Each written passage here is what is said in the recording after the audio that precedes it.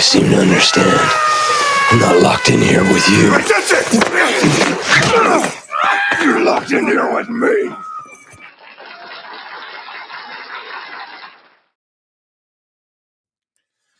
All right. So what is it? Sunday night? Must be the Sunday Night Radio Baloney Live. I'm your host, Richie Baloney. How's everybody doing? Looks like we got Rosie, Turtles in the chat. Good to see you guys. So as everybody knows, we're streaming on Rumble, we're streaming on YouTube, we're streaming on X, we're streaming on Locals. And when you like the stream, you get free good karma. Free good karma from Radio Baloney. It's the best kind. Ask anybody. They all say it. But when you get the first like on any of those platforms, you get, it could be double, triple, quadruple, quintuple. It could be a huge amount. It could even be infinity, although that's never happened. So who got the first like? Turtles got the second like. So let's say that it's a quadruple good karma tonight for the first. That would make triple good karma for Turtles for the second like. Did Rosie get the first? If you got the first, Rosie, that's a quadruple good karma for you. All right, what's going on? Uh-oh, Rosie's got a family gathering. Will not be there very late for live stream. Well, thanks for checking in before your family gathering. Much appreciated. All right. This is going to be a short one tonight. Oh, Macross has got the third like, so that's double good karma for you, my friend. In these troubled times, who couldn't use some good karma? Come on. Don't be crazy. All right. So we're not going to go too long tonight. I'm going to try and do an extra long premium stream tomorrow night. As you know, I am going to be gone for a few live streams in the middle of the month, not this weekend coming up, but the weekend afterwards. So I've got to make up a little bit of time. So I'm going to go not too long tonight, but then try and do a really long premium stream. Rumble only premium stream tomorrow, which is a beautiful thing. Everybody knows. All right, let's get to the menu here. What are we going to be talking about? We've got some stuff from Pierre Poilievre, conservative leader for Canada, leader of the official opposition. So not to the crazy party. The crazy party is the Liberal Party. They should really just rename themselves. The Liberal Party was remade in the image of Justin Trudeau from, a center-left party to a batshit crazy party, a radical leftist party, which it remains. And it's still, Canada is being reshaped into that image as well. Carney is working hard on it. All right, so we got some stuff from Pierre Poilievre here. He's talking about the CBC with Poilievre Dhanraj. Poilievre Dhanraj has got a beef with CBC. He used to be with them until it turned out they were super biased and wouldn't let him talk to the people he wanted to talk to, including the leader of the opposition, Pierre Poilievre. But he's talking to him now. We will take a look at that. We're going to go to the UK. We're going to hear from Douglas Murray. Not a big fan of Hamas. Not a big fan. And we're going to hear why he's not. He's talking to the trigonometry guys. We're going to take a little bit of a look at what's happening in Portland. And it's just just the city has gone commie. It's just a commie city. It's just weird. I mean, here's some footage. There's one lady in her Handmaid's Tale getup. She's probably out at the Hamas protests as well, which is kind of a weird thing. Which, if she thought about it a little bit, she's wearing her she's wearing her super feminist outfit there. Maybe the Islamists don't totally agree with all that. I don't know. I find it all very interesting. Anyway, we'll take a look at that. We're going to spend a bit of time on Australia because they're just becoming totally dystopian, probably moving towards like an intranet sort of thing like they have in China. It seems like the radical leftists in every Western country, they look at China and they drool. They look at the kind of control they have there, the social credit score, obviously digital ID, the intranet. I'm sure they drool. I'm sure Mark Carney, I'm sure Keir Starmer drool when they look at the intranet that China has. Basically, they can just block the people from seeing anything that the totalitarian government doesn't want. It looks like Australia's leaders are going in that direction as well. We will take a look at this. We'll take a look at this, I think, very malevolent e-safety commissioner. E-safety commissioner. It's always safety, isn't it? It's always to protect you for your sickness because it's so dangerous. It's so dangerous seeing things you don't like on the internet or seeing stories that the government doesn't want you to see. We shall get into all of that. And there's a tie-in with Canada on this too, because they went after a guy called Billboard Chris, who's a Canadian. And the commissioner actually lost on that one, but we'll get through all of that. And then there's a few things here. We got a bit of Megyn Kelly, who's, always find her entertaining. And just some random stuff. We've got some Brett Weinstein here. We got a crazy guy jumping in the ocean, and I'm amazed he didn't die. Yeah, we got some Scott Jennings. We've got a bunch of stuff. I don't know. We'll probably do some Bill Maher. And that'll be it. We're not going to be going that late tonight. So it's just the way that it is. But do you like pottery? I have a pottery show on right now, and you can watch. It's a jiggly pottery show. And I know you guys appreciate that. All right. Now what are we talking about? Let's see. Macross says, is it math racist? Of course it is. Unless you say 2 + 2 = 5, and then it's not, I think. So you have to be wrong for it to not be racist, I guess. I don't know. Macross says, they're idiots talking about the, I don't know, like the Antifa useful idiots in Portland. They continue to think they can stop a car.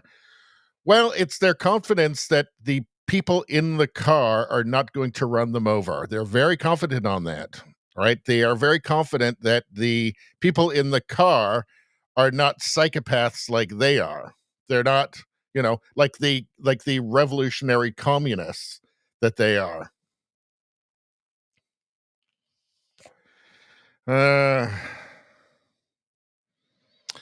All right. Why can't Claire Holt be Aussie PM? Who's that? I don't know who that is. Maybe we should find out. I don't know. Let's look it up. Who's Claire Holt? Might as well look it up, I guess. Claire Holt, Australian American actress. She's not the one doing the pottery, is she? Is she doing the pottery? Who's this?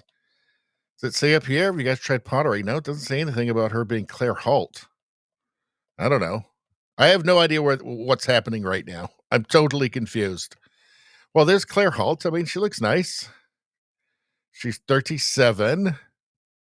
Yeah. All right. Let's get some more images here. Okay. Yeah. She looks pretty good. All right. Well, I guess you're right, Macross. She does look good.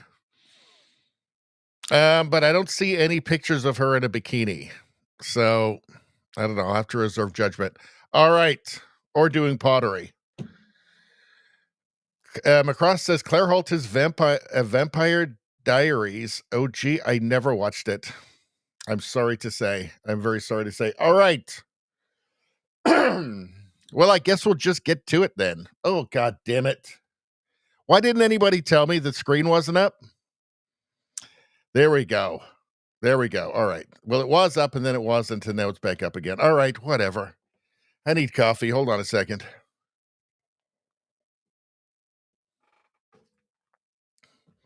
I need to see Claire Holt eating a hot dog. And then I can judge. I can't judge until then. I need to see Claire Holt mud wrestling. Otherwise, I can't tell. Is there any footage of her in a wet t-shirt competition? These are the only things that matter to me. These are the only vectors that matter, as far as I'm concerned. Macross says she's the actor in H2O. I don't know what that is. I don't know what any of these things are. All right? I don't know. I know what Rockford Files is. And after that, I don't know anything. All right, well, I guess we'll just get to it, shall we? How about Pierre Poilievre here? So let's do some Canadian news, shall we? First, I want to get into... Okay, so former CBC host says the network didn't allow him to interview Conservative leader Pierre Poilievre. So the former CBC host, he was an anchor on the CBC. That's this guy here, Poilievre Dhanraj. And he quit the CBC. He's basically a whistleblower, revealing what everybody already knew, which was that they were completely biased against Conservatives. It's a propaganda arm of the Liberal Party of Canada. We all knew that already. He's also suing the CBC. He also says that in this interview here that he tried to interview Pierre Poilievre, leader of the official opposition in Canada, and they wouldn't let him. Weirdly, the propaganda arm of the Liberal government wouldn't let him interview Pierre Poilievre because I guess they figured he'd try and be objective, and that wouldn't work for them. Let's take a look here. Do you think that Hold on. outlet? Let's get this bigger there. All right. Do you think that outlets lean one way or the other? Yes, they do. And Well- they all know that, and you know that. I mean, I do know that, but I mean, You went for CBC, am I wrong? I did. Apparently, I still do. I haven't read the paper to see if I'm still employed or not. But Probably won't be after this probably interview. after this airs, probably not. But I mean, part of the reason we did the show is to push past kind of gatekeeping. I did live it at CBC. I was told to keep quiet, not rock the boat. I mean, I was not even able to request an interview with you. Wow. I wanted to have you on my show. I was not able to do that. But Just think about that. CBC, $1.4 billion in funding. Okay, state media is supposed to be for all Canadians. He had his own show. He was an anchor.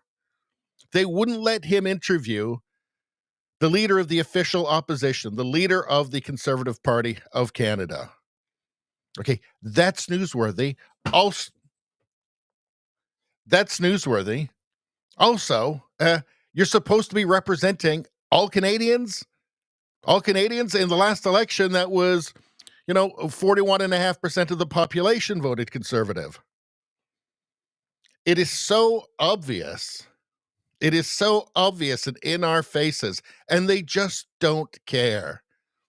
That's the amazing thing. They don't even have a sense of self-preservation. They just don't care. Anyway, let's continue. what's your take on the state of our public broadcaster right now? I think, it's as you describe it. They have an ideological objective, and they carry it out every day. And but you described it very clearly in your comments after you. So have you left, or so I'm not misstating the facts? I think that they have a story on their website with my resignation letter, but Okay. apparently, Well, before you resigned, Employee. you described how CBC operated, and I think your assessment is accurate. Yeah, so he has attempted to resign. Apparently, the CBC doesn't want to admit that he no longer works for them because I'm assuming because they think they can gag him somehow. But regarding the CBC, let's not forget that in the last election, Pierre Poilievre was promising to defund the CBC. Mark Carney, and this is just it's unbelievable that this is even possible. Mark Carney was promising to give them an extra $150 million a year during an election. So they'd only get that extra $150 million, and that's a lot of raises for a lot of, Rosemary Bartons. But they'd only get that if Mark Carney won. And they won't let him have Pierre Poilievre on his show. If you want to know why, I mean, I think it seems baffling to a lot of the world who looks at, 10 years of Trudeau and his magical socks, and maybe it's time for a different party. and then just seeing Canada vote for the same party again with just a different face, exactly the same stuff. I mean, Mark Carney had been advising Trudeau since 2020, and Carney's fingerprints were all over everything that Trudeau did.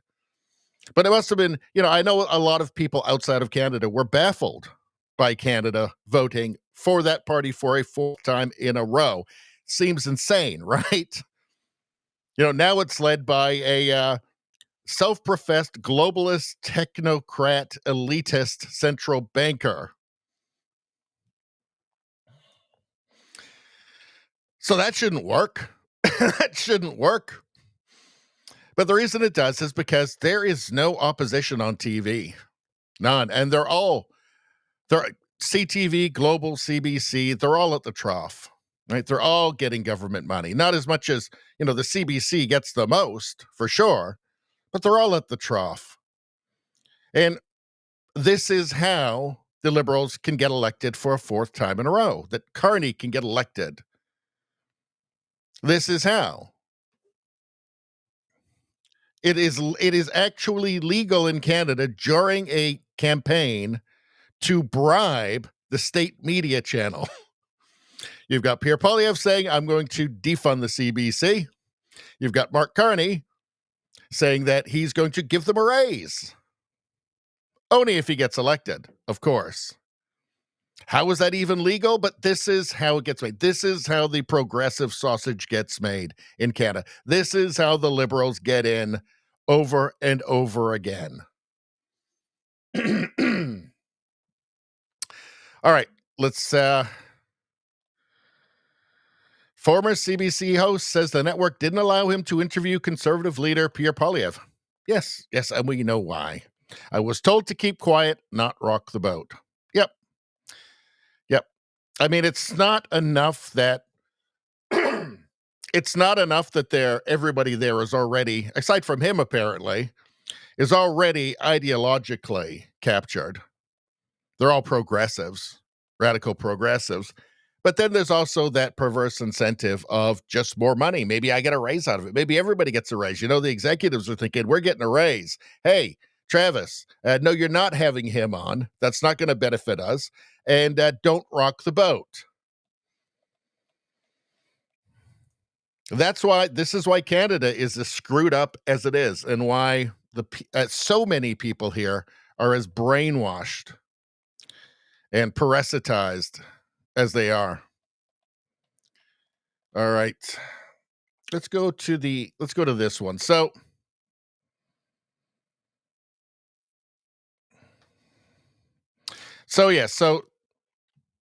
this is the Can't Be Censored podcast, CBC. You see what they did there? It's Travis Dhanraj and his co-host. And you know what? I forget her name, actually. I feel bad. I should look it up. Hold on a second. Let me pull it up. Hold on. I know it. I'm blanking on it. All right, hold on.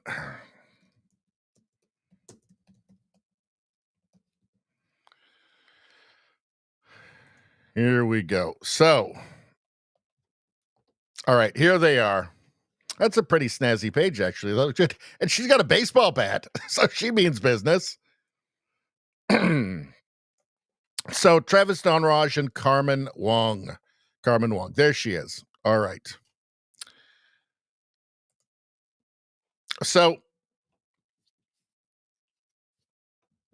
so this is the Can't Be Censored podcast, or CBC. Travis Dhanraj was he resigned. He's a whistleblower from the CBC. So they, because literally he couldn't have Pierre Poilievre on his show when he had a show on the CBC, because the CBC didn't like it, and that wasn't furthering the objectives of the CBC, obviously. So he started up a podcast with Carmen Wong, including the arc. And this is obviously, and the purpose of this is so that they can have real, uncensored, unrestricted interviews. Let's take a look. Carmen just mentioned Trump. Want to talk about tariffs now. And where are our elbows right now?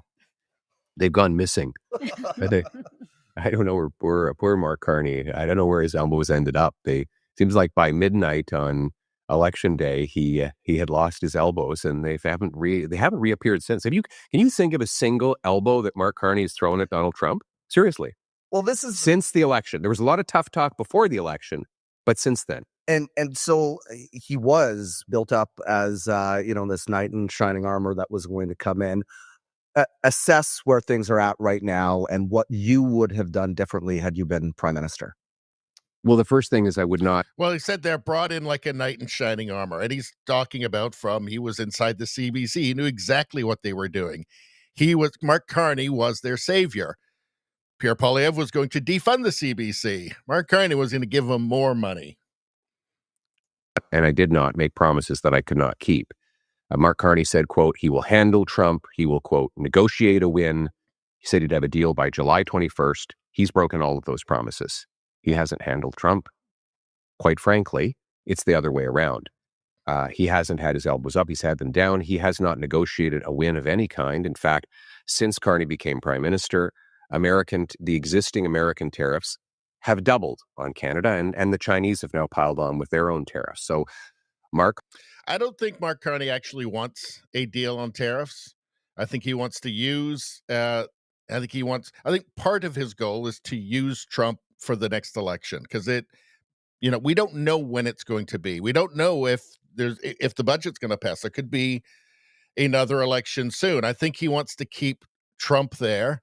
I also think, too, that his main goal above anything else is just pursuing his net zero goals and funneling as much public money and printing and borrowing as much money and funneling it in to subsidize a bunch of green boondoggles like carbon capture, which won't exist without that. I think he wants his obsession is to turn Canada into a net zero laboratory. We keep hearing about how somehow making everything Canadian more expensive is going to make us more competitive, and he keeps going over to Europe. In any case, I don't think he wants a deal with Trump. I don't think he wants a good deal with Trump. I think that actually is opposite to his goals. But let's take a look. Carney is losing abroad and Canadians are paying the price at home. And it just seems that every few weeks he steps up and makes new concessions and backs down while getting absolutely nothing in return. So what would I do differently than that? One, I would go to the Americans and say, we can be richer, safer, and more secure by working together. We will do our part, which is to rebuild our military and secure our part of the continent, including the Arctic, unburdening the Americans from our security. We should be able to protect ourselves. And that will make both our countries safer, in exchange for which we would like to have unbridled access to the American market, the biggest and most lucrative market the world has ever seen. And we can have unbridled free trade that enriches both sides of the border. See, this is just sanity. Like we have the largest economy in the world, and we're right next to it. Like it's not an ocean away. It's not a frozen wasteland away, right? It's right next to us. We have all these roads and railway tracks and stuff. Super convenient for trade. It just makes so much sense to just make that work, right? Not to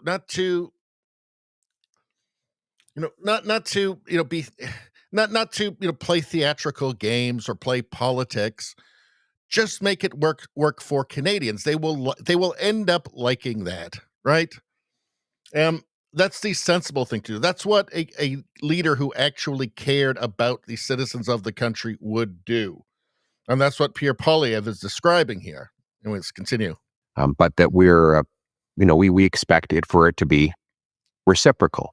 And my message to the Americans would be, to our American friends, is that the more you trade with us, the more we can afford to build up our military and protect the safety and security of all North Americans. In other words, a win-win. But finally, we've got to become less dependent on the Americans. And that means the government of Canada has to get out of the way and let our builders build and our workers work. We have to repeal all of the anti-energy laws, C-69, the C-48, the tanker ban, the emissions or production cap on our energy sector, the industrial carbon tax.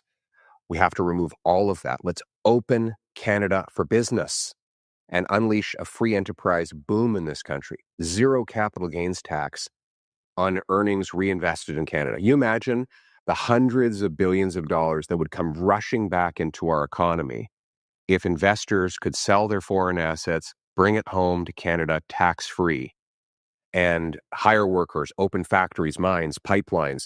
It would be economic rocket fuel. And then we'd actually have some economic leverage vis-a-vis the Americans, the Chinese, and others. So that is the approach I would take. So I guess Pierre doesn't think that making everything more expensive makes us more competitive, like Mark Carney does for some reason, which seems obviously quite insane. Everything we've just heard is just pragmatic, right? These are just normal things that countries would do. Like take advantage of your own resources in your own country. Yes, try and find some new trading partners, but also recognize you're right next door to the biggest economy in the world, right? And you're not going to replace that.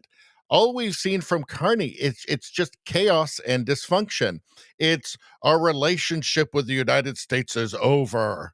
What does that even mean? What does that mean? We're going to pick up Canada and move it across the ocean to Europe, somehow join the EU? None of it makes any sense. He's putting on tariffs on food, like coffee. We don't grow coffee beans in Canada. Makes no sense. He's tariffing USMCA or CUSMA compliant goods from the States, and then he's dropping it. But he is also not going down to the States. Like he's gone completely. Nobody's seen him in Washington. He is going down on Tuesday, finally, but I don't expect much to come from that. It's just been nonstop chaos and dysfunction, which you would expect from a progressive, from a radical progressive, somebody with no principles, right? My suspicion is that he just simply doesn't want to deal. But even in that case, what he's doing still, I mean, it just looks terrible. It looks amateurish. It makes him look like he has no idea what the hell he's doing. The only thing it makes him look like is a liar. All right. I think we're going to get to the chat. Quickly, we shall do the chat. All right. What are you guys saying? Let's go back to the pottery show. It's a jiggly pottery show. Let's see. Still talking about Claire. Alien fetus. What a name.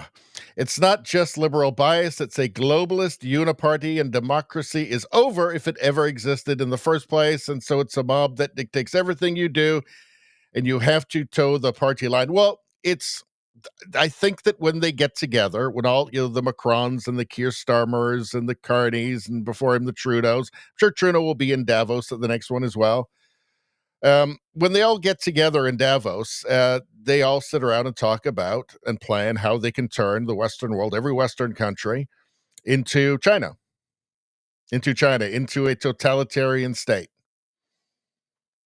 into communism, but with capitalism, but with Chinese characteristics. Alien Fetus says, or you are unpersoned, just like 1984. They read 1984 and they liked it. They thought this is great stuff.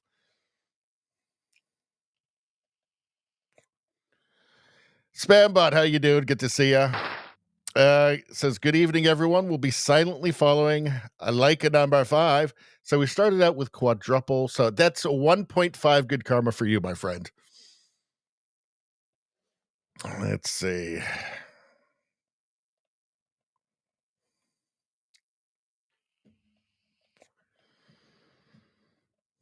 Let's see. Spambot says, my toes are still complaining that alone they must bear the brunt of touching things, that my nails are too bloody short. The nails are too short. Yes, we heard about how he was breaking nail clipping implements yes on the last stream because the nails were too strong and powerful. I hope that's all been resolved. Let's see. What else we got going on here? JJ, how you doing? Good to see you. Danny, how you doing? Good to see you. Happy Sunday to you. Denny says, I feel Mark Carney wants to make more money off his assets. Oh, yes, I think he does. Off of his investments. Let's see. And we found out now 99% of anything that he could do around that is totally legal. It turns out the blind trust is just a total fraud. It turns out. Let's see. Macross says he won't get it because Trump says, homie not playing. Has Trump ever said homie not playing? I don't think he has. I don't think that's accurate. Spambot has resorted to wearing shoes in bed because of the toenails. I think we can all relate to that, can't we? Macross says bubble wrap. There you go. Put some bubble wrap on those feet. All right. Alrighty. Okay. I think we got one more Pierre video here. My mouse is acting weird too, which is not making me happy. Let's see. So here, Pierre Poilievre. This is posted by Cat Canada. But here, Pierre Poilievre is talking about how the country has changed. And this is something I talked about during the election a lot, is that the country had been remade into Justin Trudeau's image. And it was, in fact, a different country now. So before Justin Trudeau took over Canada, a young couple, even in their 20s, before Justin Trudeau took over, a young couple in their 20s could buy a house. They could. It wasn't going to be a mansion necessarily, but, regular people without massively wealthy families, but wanting to start out their lives and start their families could find a place somewhere. It didn't have to be 4 hours drive to work and back, right? They could make it work. It wasn't easy, but across most of the country, you could still do it. After Trudeau, no, over for so many young people who won't end up really starting their lives properly the way they should. They've had their birthright stolen from them by progressives, by virtue signalers, by Trudeau, the king of all virtue signalers, and by people like Mark Carney. It's a different country. You can't say it's the same country when something so fundamental stops. Like, young people cannot start on their lives. It's too expensive. That's just done for them, right? Unless something changes big time, it's going to stay over. So that's a different country, and that's in 10 years. In 10 years, Canada went from a place where young people could have hope for their future and building lives together and starting families, to now where it's like, unless you got really wealthy family, you're just kind of screwed. All right, let's hear Pierre Poilievre talk about it. When I came out of high school, it was taken for granted that if you got a job, you could pay off your student loans and have a down payment on a house by the time you were 25 or 26. Mm-hmm. That was normal. It wasn't like if you had if you owned a home at 25 or 26, people would say, okay, that's normal.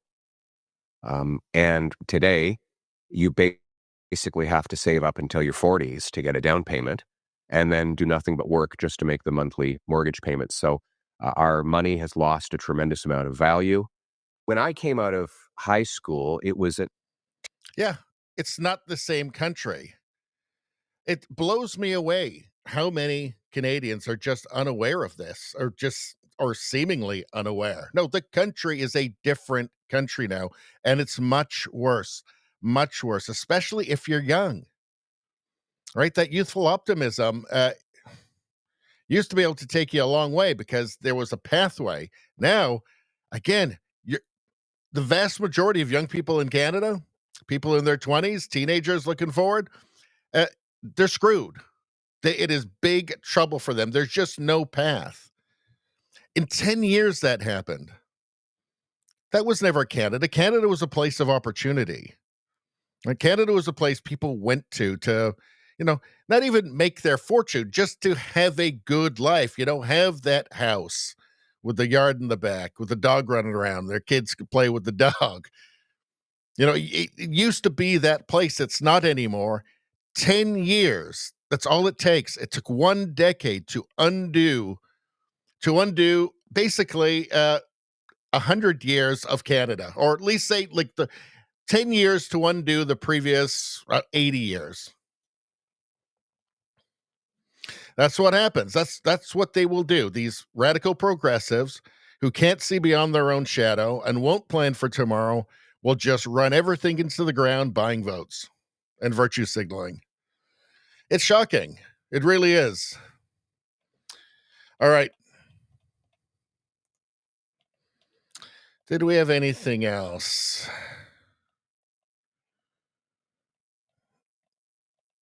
I also wanted to read this too, because this is not something you will see from our progressive leaders, our radical progressive leaders in Canada. Pierre Poilievre says the brutal attacks in Nigeria and the Democratic Republic of Congo by terrorist groups are the latest reminder of a grim reality. Christians are being slaughtered for their faith, and the world barely notices. This isn't something the last couple of conservative leaders would have said. Because obviously the mainstream media, the activists in the mainstream media are not going to like it. Christians are among the most persecuted religious communities on the planet. Churches are burned, about 130 in Canada. Families are driven from their homes and lives are taken in the most horrific ways. Yet too often this violence is ignored, minimized, or waved away as though the suffering of millions of believers does not matter. Well, to the left, it doesn't. They could not care less. The double standard is unacceptable. Canada must refuse to remain silent. We must stand clearly with persecuted Christians, press our allies to act, and ensure that the right to worship freely is defended everywhere. The world must end its indifference. The suffering of Christians can no longer be dismissed. I think that part of what's going on is that progressives are so ill-educated and so historically illiterate and so I guess parasitized that when they think Christian, like even if you're talking about Nigeria or Democratic, Republic of the Congo or Sudan, right, or Syria, when they hear Christian, they just think like Mike Huckabee, right? That's what they think. So they just imagine like communities of Mike Huckabees in Syria or in the Sudan or in Nigeria. What else explains it? Right? What else explains it? They just hear Christian and they think everybody's Mike Huckabee. Or like Mitt Romney, although he's a Mormon. But I think they probably don't know the difference. So, but this is not something you would have seen. You wouldn't have seen Aaron O'Toole saying this, the last conservative leader, who was terrible, by the way. This marks something. This marks something important that Pierre Poilievre is saying things like this. Saying things which, unless you're from Canada, you can't understand how politically incorrect the left here finds it. That CBC would find this. CBC would hate this. To them, this is, I don't know, to them, this is just straight up white supremacy and hate, even though he's not talking about white people. But again, they think that it's everybody. Every Christian around the world is Mike Huckabee. That's just the image they see in their heads. So this is important. Like, this is shifting the Overton window. That's what Pierre Poilievre is doing here. It's really important. It's actually a big deal. All right. All right. Let's go back to the chat for a second. What are you guys saying?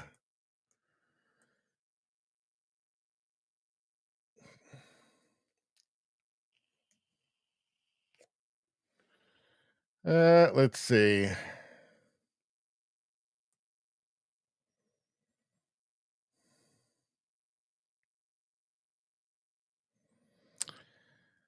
Let's see. Man, he's going to be so disappointed in our chat. Who are we talking about? Who are we talking about there? Let's see. And McCross says the elites get favors and the people can crawl in the shit. McCross says as they steal public funds and launder them through multiple shell companies, well, the Liberal government is obviously very guilty of that. Green Slush Fund, for instance.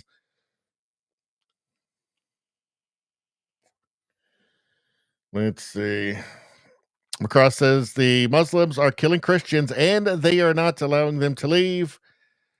The left does not care. For them, for the left, it's just oppressed oppressor narrative. They hear Christian, they don't think about, you talk about the Coptic Christians in Egypt. They just think of like McMansions and like Mike Huckabees living in there. They have no idea. They just think oppressed and oppressor narrative. They just hate Christians, so the Christians there must be bad. And so that they don't care. It's not fashion. Really, ultimately, it's just about fashion, right? It's what everybody else is doing, and they just follow that. All right.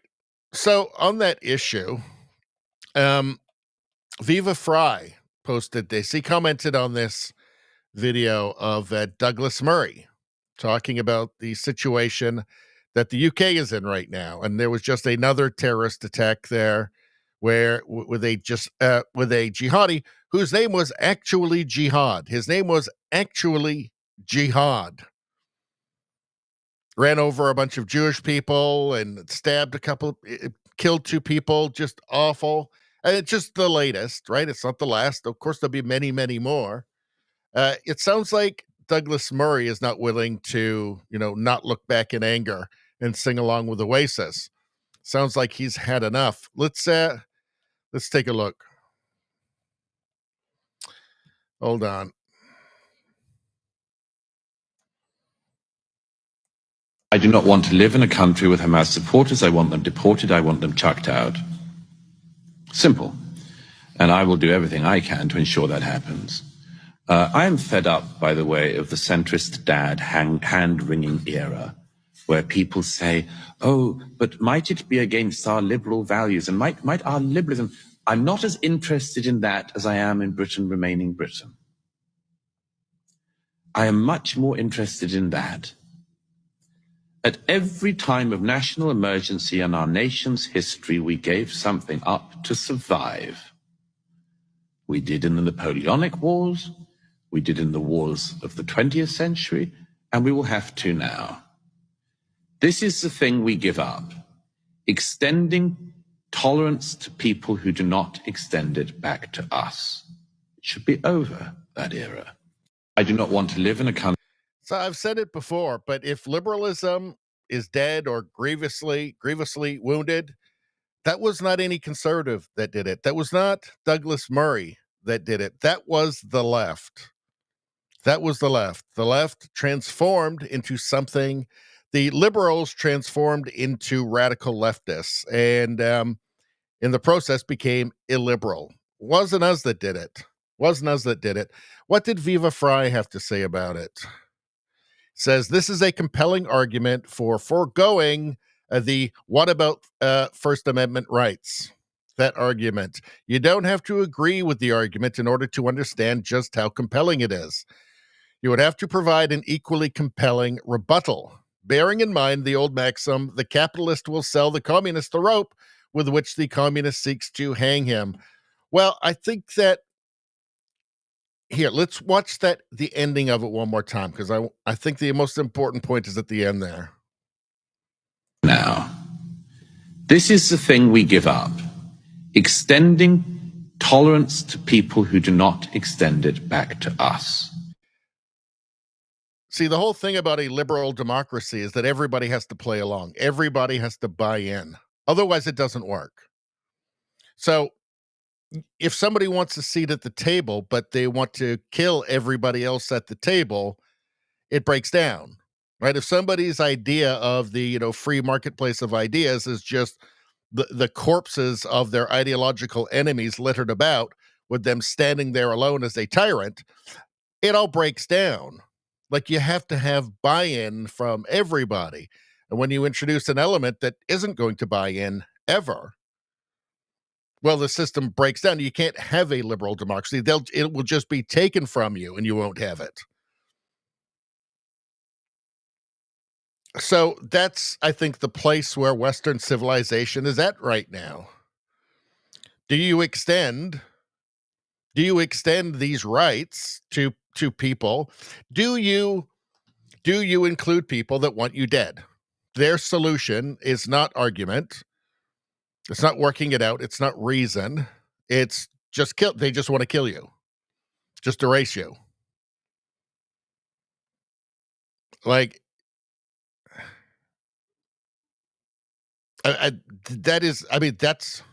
it's really as simple as that. It's as cold and stark as that, isn't it?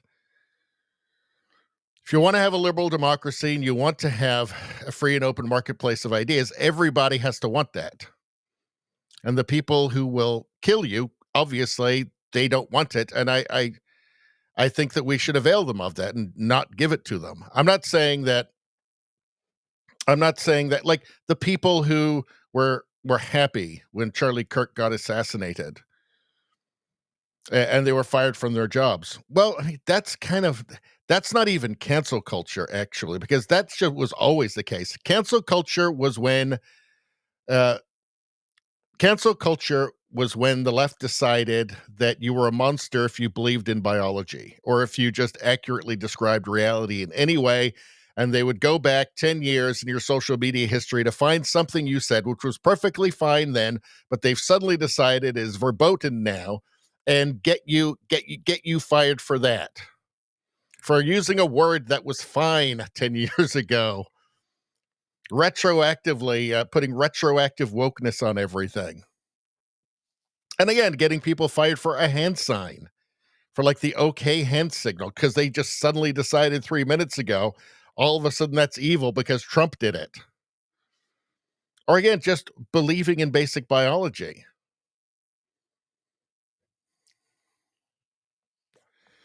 So, I don't know, what is the rebuttal to his argument there? What is the rebuttal? Viva Frei says you would have to provide an equally compelling rebuttal to that. What is the rebuttal? I mean, look, if the UK becomes an Islamic state, there's no free speech. There's no personal freedom at all, actually. Now you're just a Sharia state, right? Like, that's just what will happen. A country is the people in it. So what's the rebuttal to his argument here? I don't know. All right.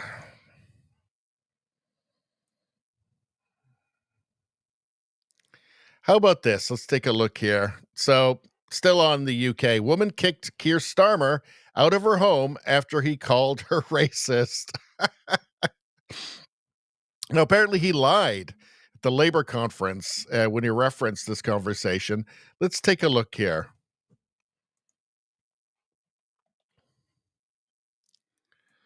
Here we go. Had made him realise that his party had got it wrong on immigration.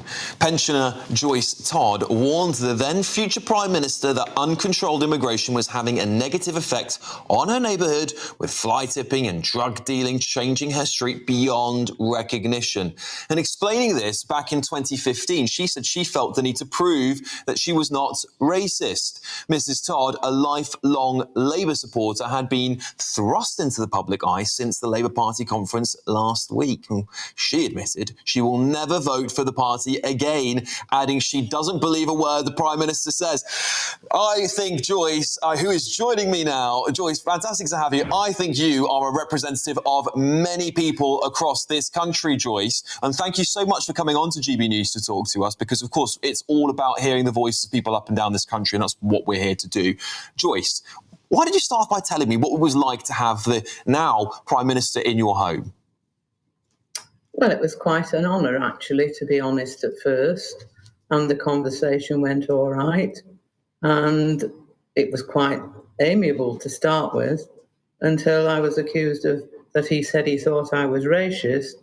And then that really upset me because I am anything but racist. So I kindly asked him to leave the home. Did you really? Wow. Yes. You This kicked is him my out? home, not his. You kicked Keir Starmer out of your home? Yes. Good for you. I think he's been kicked out of a pub before. I've never heard him being kicked out of someone's home. So he accused you of being racist in your home, did he? He said he suggested I was racist, yes, over things that I was saying. He suggested I was racist. Because you were, is that because you were concerned about immigration in your local area? Yes, very much so. That's shocking. So the Prime Minister, who's now decided to get tough on immigration, What I find amazing is that she just figured out that they hate her, that Labour hates her, that the progressives hate her, that the Fabians hate her, because they've pretty much been saying it the whole time for years, decades now, right? She just figured it out. He had to literally go into her home and call her a racist to her face before she figured it out. And this is the problem in the Western world. People want to keep they want to bury their heads in the sand, and it's just, she says, oh, a lifelong Labor voter. I mean, you never had any doubts? Never? I mean, I've changed my politics in my life, but they don't want to think about it. It literally took Starmer to go into her house and call her a racist to her face for her to go, oh, yeah, okay, these are bad people, right? I don't know, it's kind of remarkable, isn't it? Anyway, good for her for coming to her senses, but you wonder how the West has gotten into the state that it's in. That's how.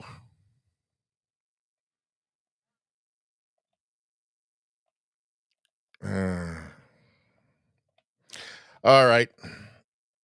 So let's take a look at Portland here, shall we? So what do we got? From Larry here. Antifa is blocking locals from driving near the Portland Ice Building. This was from yesterday. So the police there appear to just be commie police. The local, the municipal government, the mayor, sounds like the governor too, all just commies, just straight up far leftists. These people apparently just run Portland. The police don't do anything. I guess all of the good police left and the commie police stayed. And these people are just allowed to harass people, just run the city. Again, there's her and her handmaid. Hold on. Here's one in her Handmaid's Tale outfit here. She's probably at an Islamist rally later on in the day, too. Not grasping the irony, obviously. Let's continue.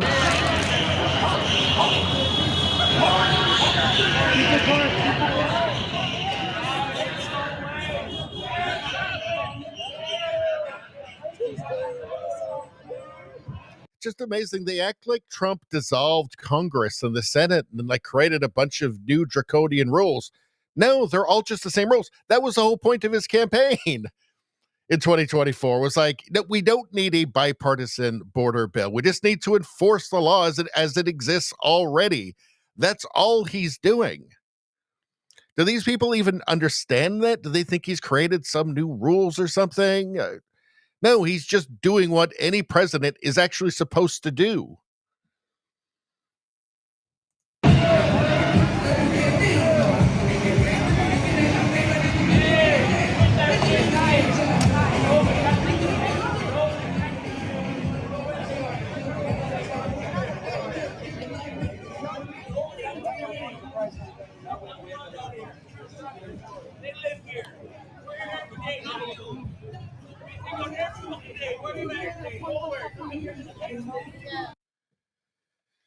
You almost want them to get what they're dreaming of, except that there's a bunch of innocent people would have to suffer as well.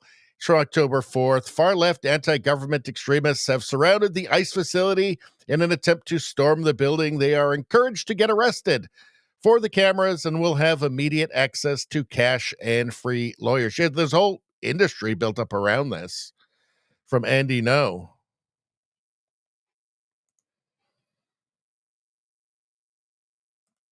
Hold on.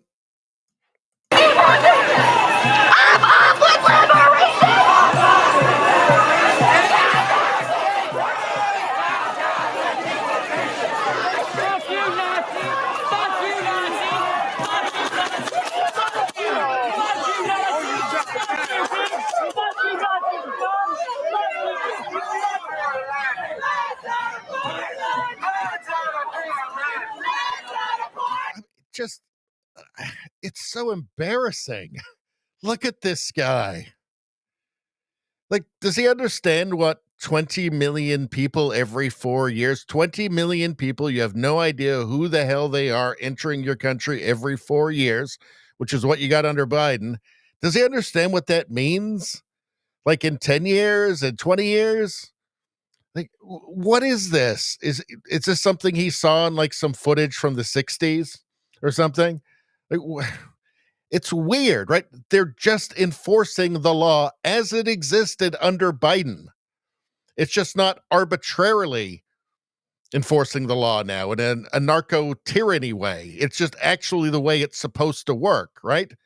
Like the way it's been legislated in a democracy. Well, sorry, constitutional republic. I know the Americans will get mad at me.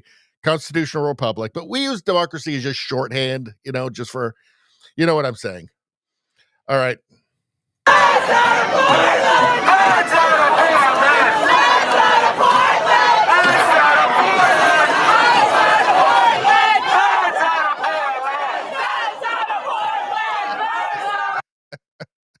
This guy just walking back for, he wouldn't be there if he didn't know that there was going to be footage of him taken and to be able to do selfies later. A lot of these people would not be there if they couldn't do selfies and post it on their Instagrams later. That's what it's really about.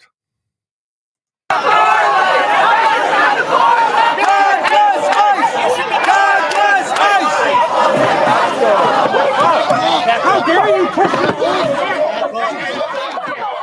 It's the boomer revolution again. There he got his this guy got his tie-dye shirt out of the attic where it's been sitting for 60 years. This boomer revolution thing that we're seeing, I just find it's just the most cringe.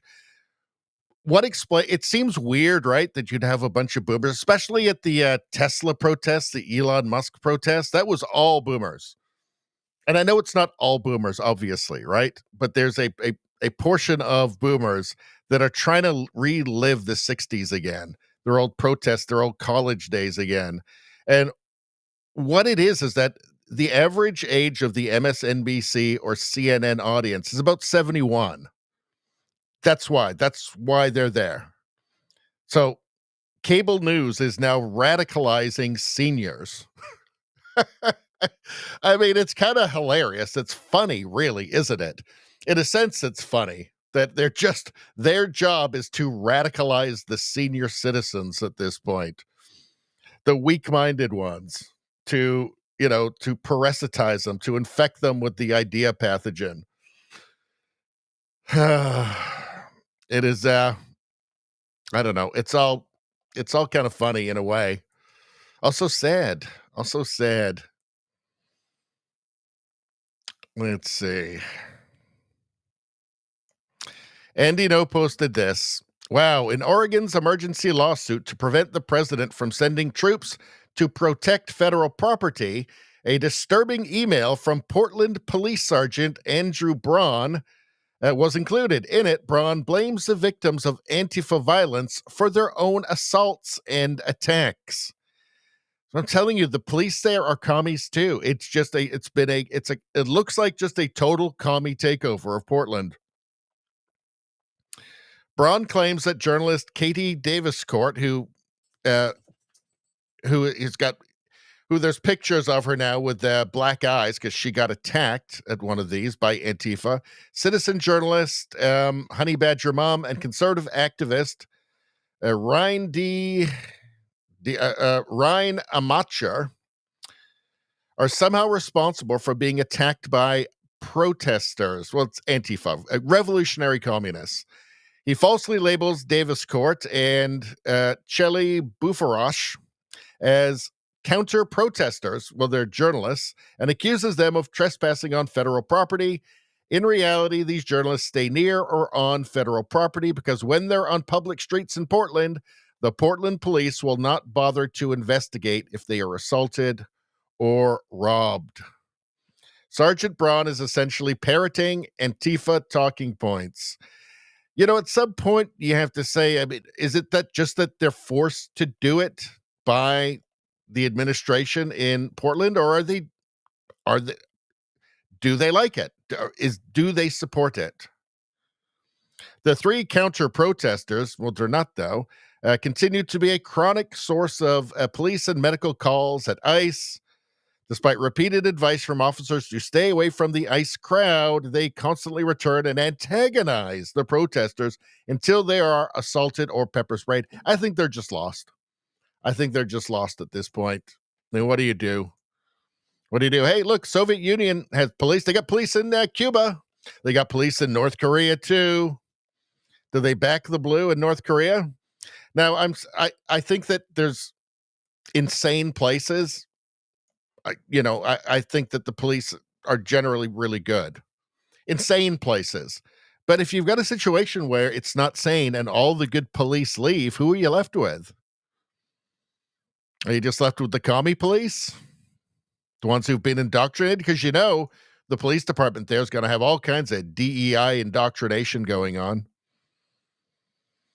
DHS has deployed Blackhawks over the ICE facility in Portland as rioters get tear gassed and pepperballed by agents. And this is constant. It's never stopped in Portland since 2020. It's just continued. Apparently it has just continued. They never stopped, and the city is just run by Antifa now. All right, we saw all that. Let's go back to the chat for a second.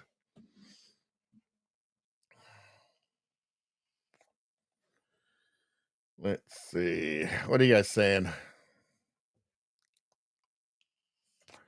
Izzy got like number 6. So let's see. That's 1.25.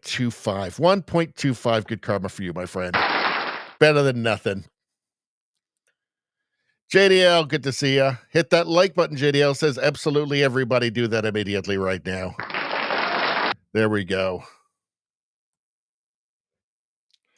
McCross says, in Florida, they can just run you over. Well, I believe they actually can.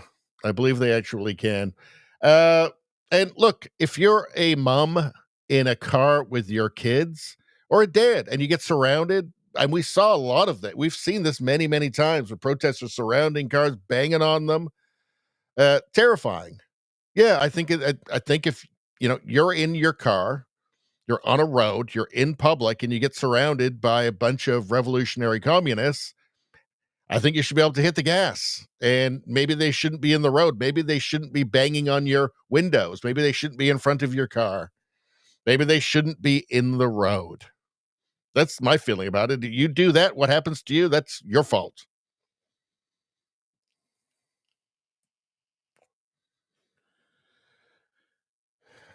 Let's see.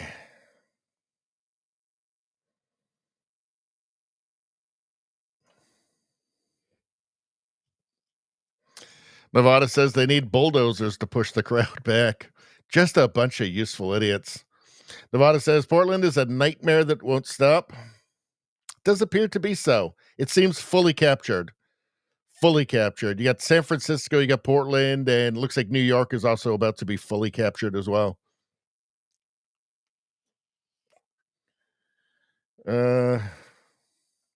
McCross says, a great point here. I hear Corn Pop is a bad dude. Ask Biden to send him.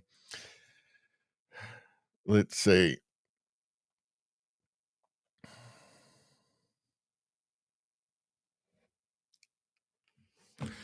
All right. Let's keep going. Actually, you know what, you guys? I need to take a break in a second, but before I do that, hold on one sec. I forgot to bring this up earlier. Hold on. I get to do this. It's annoying. I know it's annoying, but I have to do it for a little while I'm building up the new channel. Hold on.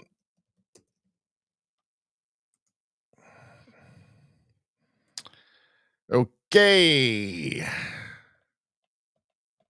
God damn it, the mouse isn't working very well. All right, hold on.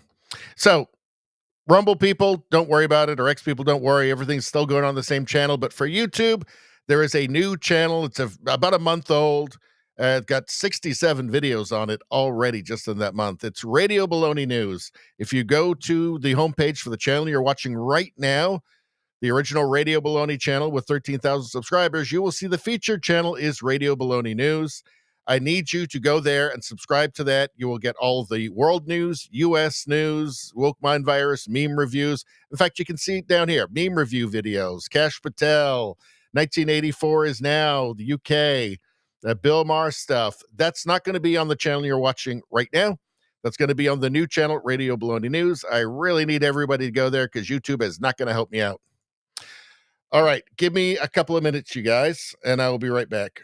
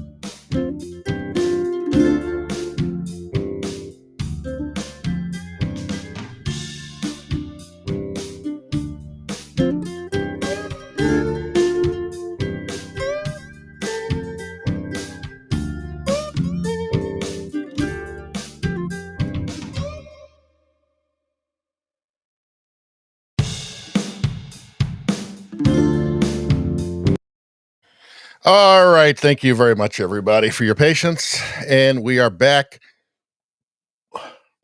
Everybody subscribe to the channel and like the stream. Liking the stream is so important for your health. Go ahead and do that right now. Get that good karma. All right. I wonder if we should do an ad, though. Ads are super fun. Everybody loves them. Let's see. Crypto.com. What about, you know what? Let's do a Rumble Premium one first. Let's do that. Here we go. We got to do this. All right, people, you probably noticed Rumble is growing fast and it's not slowing down. They're building a real alternative to big tech and communism that puts creators first and actually protects free speech. And now there's Rumble Premium, an easy way to upgrade your experience. I tell you, when I got Rumble Premium, it was literally the happiest day of my life. Better than holding my firstborn son. Better than any sunset. With Premium, you get ad-free viewing across the platform. That's right.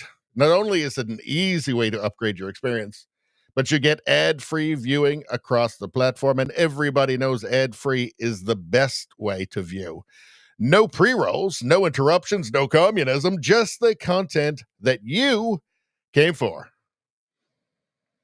Plus, premium members unlock exclusive content. That's the best kind, like bonus videos, behind-the-scene drops, and more from your favorite creators. Right now, Rumble is offering $10 off an annual subscription. Just go to rumble.com/premium. Rumble.com/premium and use the promo code STUDIO at checkout. It's the best promo code, studio. That's rumble.com/premium. That's rumble.com/premium. Promo code studio.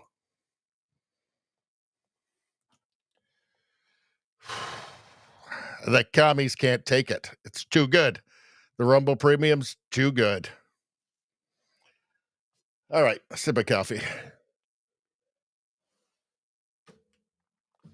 So let's find out what's actually. Let's go to the chat for a second. Hold on. Let's see.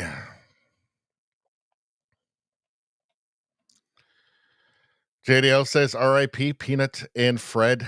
Yes, we're still sad. Macross says, did they kill the ostriches? One died, I think, yesterday, I think. Apparently, well, they're saying because of mistreatment. Hold on. Let's see.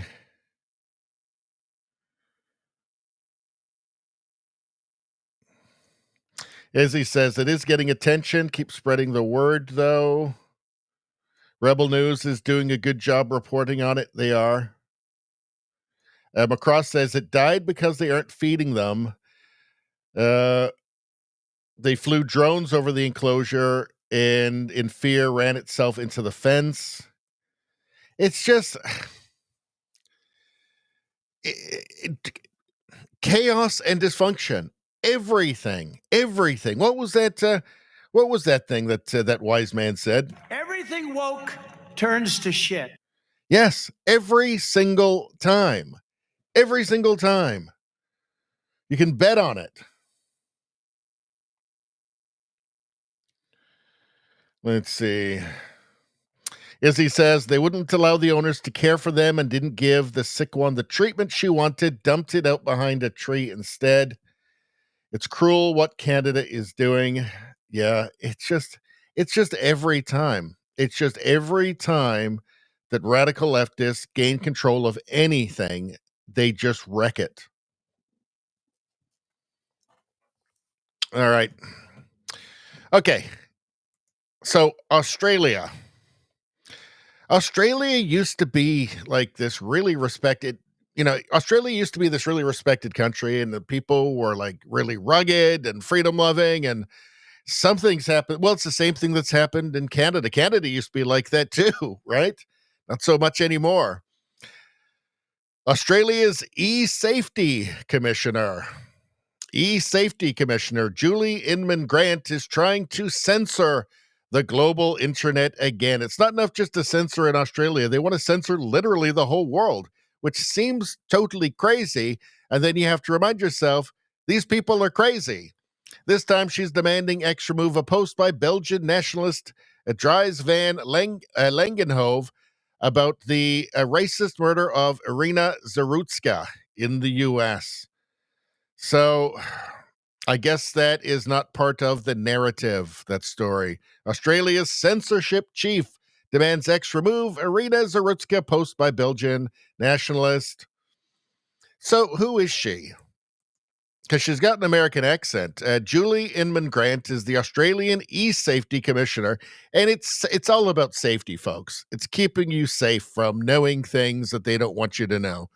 E-safety commissioner and leads the e-safety office, the world's first government-backed initiative for online safety.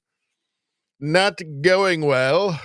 Appointed by the Australian government and reappointed for a second term in 2022, she oversees the implementation of world first regulatory regimes,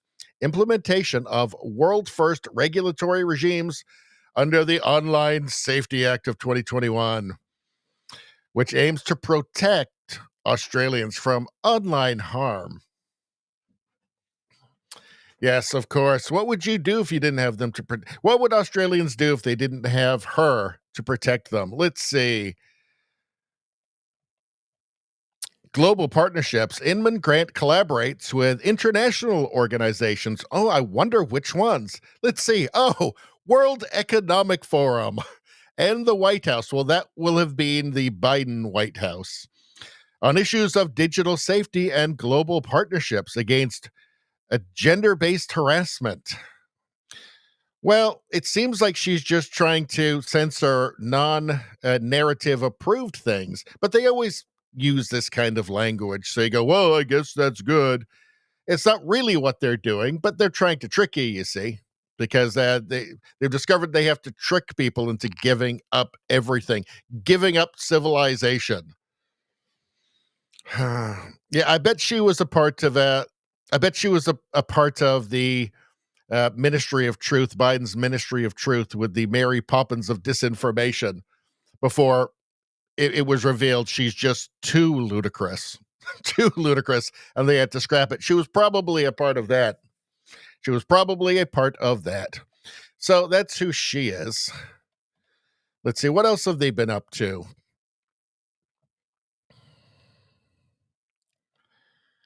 Third legal loss for e-safety commissioner in a very odd attempt to avoid review. Well, hold on. She has been up to some stuff. Australia's e-safety commissioner holds 2,600 plus records tracking Christian media outlet. Well, I thought this was about safety.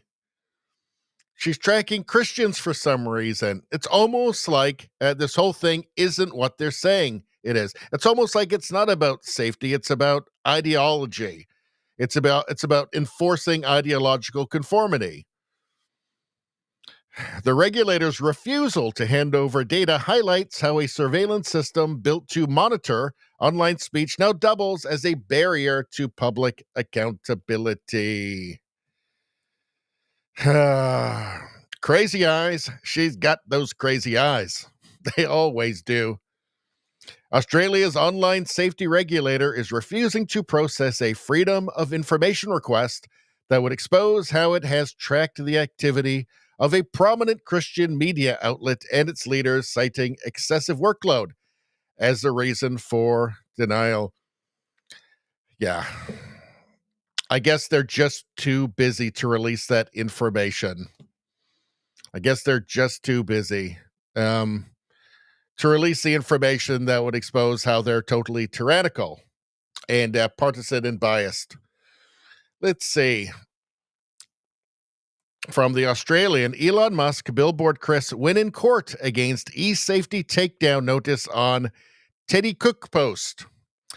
So what was the post here? Here it is. Let's see. Billboard Chris said this.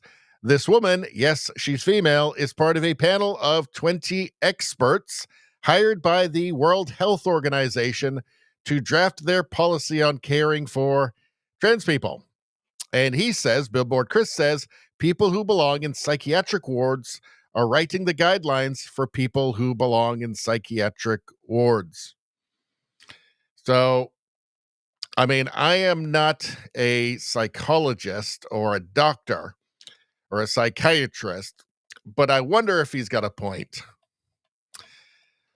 Let's see. So, yeah, the e-safety commissioner is not all powerful, it turns out, but it does take time and money to defeat her. Elon Musk's ex and Canadian activist Chris Elston, that's Billboard Chris, have scored a major win against the e-safety commission and transgender activist Teddy Cook in a landmark ruling from the Administrative Review Tribunal.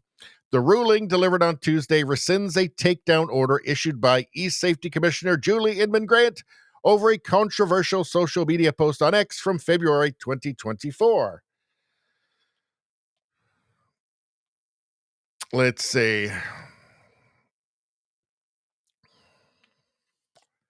X complied and the post was blocked, but the company and Mr. Elston filed a legal challenge against the notice. And on Tuesday evening, ART Deputy President O'Donovan ruled in their favor, setting aside the removal order. So, again, at least they're able to, there's an ability to fight back somewhat.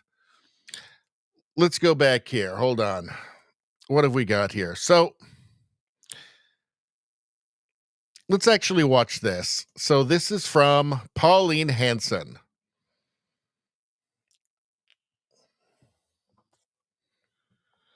Pauline Hanson's Please Explain. E-Safety Commissioner Pauline Hanson's Please Explain. Everything you need to know about Australia's E-Safety Commissioner and the clowns who gave her the power to control what you see online. So let's take a look.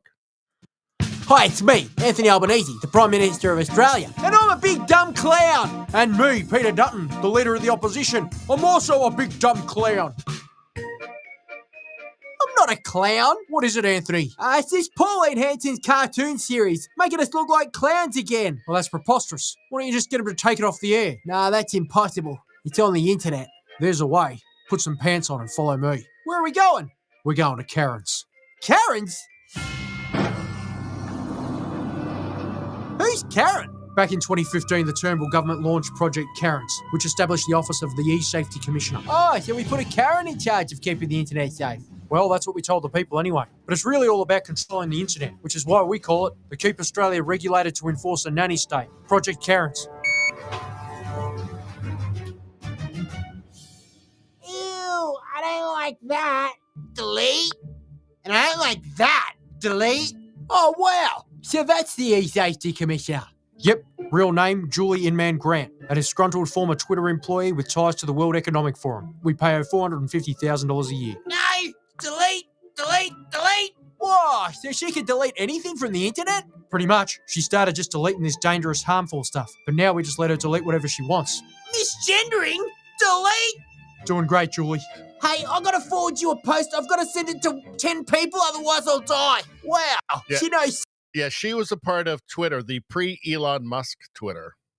So yeah, she's all for censorship. Don't much about the internet. Hey, Julie, have you seen this? It's the latest step of the incredibly popular Pauline Hanson cartoon series. Pauline Hanson must delete. Oh no, it's not working. Looks like satire's too powerful. Well, why don't we just give her a little more government power then?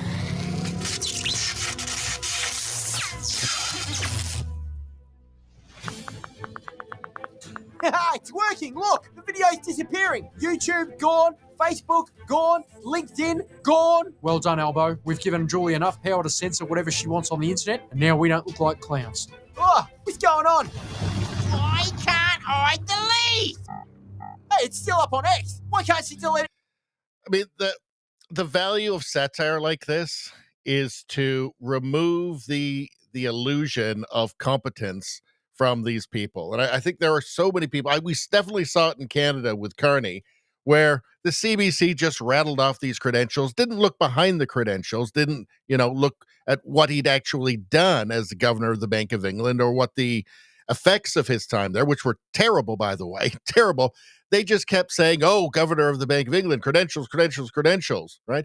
And people just go, well, he must be competent. I think there's an optimism bias amongst most, especially people who aren't really paying attention or they're just reflexive voters. They just vote the same time, same party every single election. There's this optimism bias, and they just feel, well, they must be competent. And I think we find often they're not. I mean, certainly Justin Trudeau was not competent. Mark Carney not looking that competent, and doesn't sound like these guys are coming across as particularly competent either, at least to Australians. How about this? So, Liberal Senator Maria Kovacic has just revealed Australia's e-safety commissioner makes her own policies and rules without review of Parliament. Well, that's interesting coming from Liberal. Let's take a look. The e-safety commissioner's dual role in developing, regulating, and enforcing her own policies is unique. But the concentration of this authority is now raising concerns which may require greater scrutiny, for example, through this Parliament. We must ensure, and this must always be the case with legislation and with delegated legislation, that the operations of bodies do not stray away from the intent of the Parliament when it was first established. Let's be clear, the e-safety commissioner is not an elected position. Their decisions do not come before the Parliament for us to scrutinise. The remit... Yeah, those are the kind of positions that progressives love. Those are the kind of positions that progressives love the most. The appointments, non-elected positions. Those are their favorites. Just bureaucrats. Let's see. Hold on. I think I got something else in here.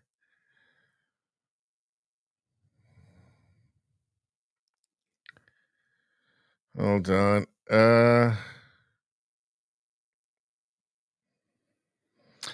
Here she is. She does not have a Australian accent. She moved there in 2000 from the States. Safety net or a backstop to help remediate that harm. Thank you. Your remarks included this comment, quote, "There are lots of different tools in the toolbox we'll be using," end of quote. What are those tools? Under what explicit power do you possess them?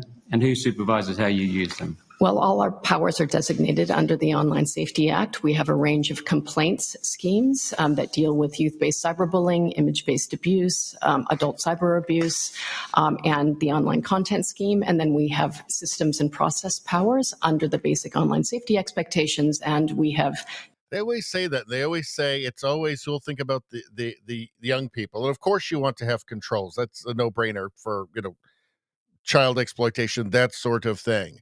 But it's never that. It's never that. It's never just that. The main thing seems to be there's just ideas they don't like. And there's things that they don't want you talking about. Normal things. They don't want people accurately describing reality because that would be bad for them. So it's the same as in every Western country now. Right now in the States, they've got Trump, but the whole infrastructure, all of those progressives are still there. Trump didn't win by 20 points. He won by a few points. They're all still there. They're waiting for their opportunity to get back in and get the boot back on the face again. The faces of the citizens. They're ready to get back in and start up the anarcho-tyranny again. All right.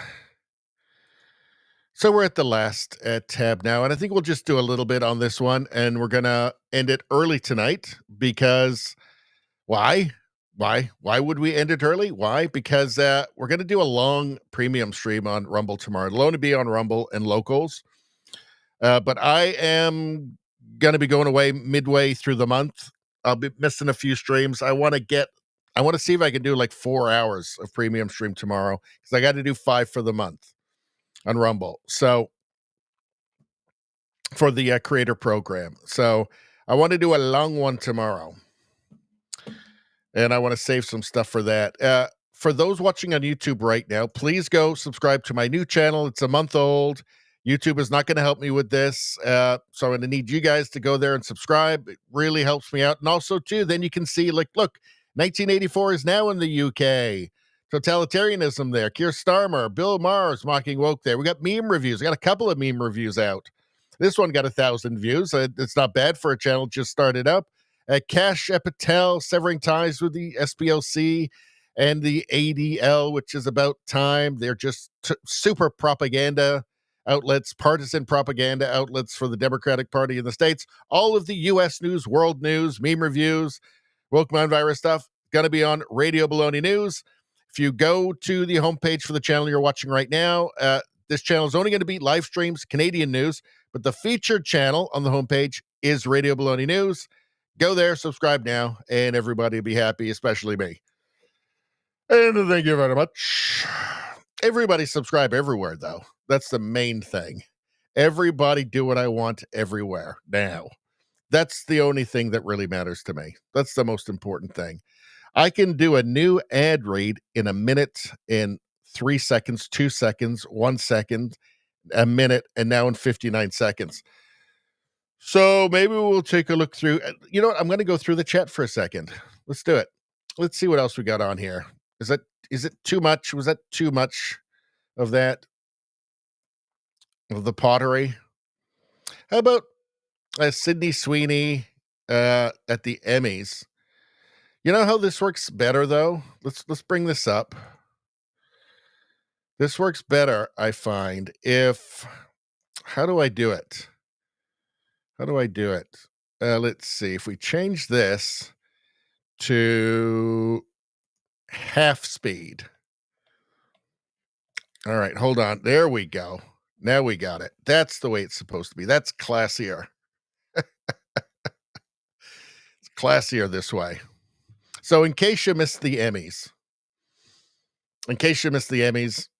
well, there's those. There's those, I guess it wasn't the Golden Globes, but kind of. Let's see, crypto.com ad. What about that?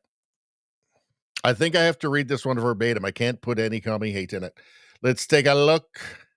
It's a beautiful ad. Please stick straight to the script. Of course I will. Of course I will. It's my pleasure. Let's be clear. Cryptocurrency is no longer emerging. It's here. And this latest move cements that reality in the biggest way yet.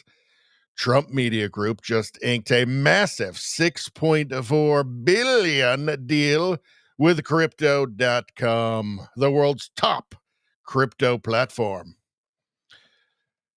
And they're teaming up to scoop up $6.4 billion in CRO. CRO, the powerhouse token that fuels fast, low-fee DeFi, staking rewards, and real-world perks like cashback on your spends. To launch America's first CRO treasury. When it's done, this new company will be the biggest CRO holder out there. Want in on the action? Head to crypto.com. That's crypto.com today and grab some CRO. Let's make crypto great again.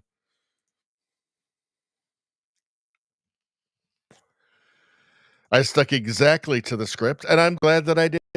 I'm glad that I did. I think we're all happy about that. It was cathartic. It's cathartic. I find it cathartic reading crypto. It's a beautiful thing. Let's see.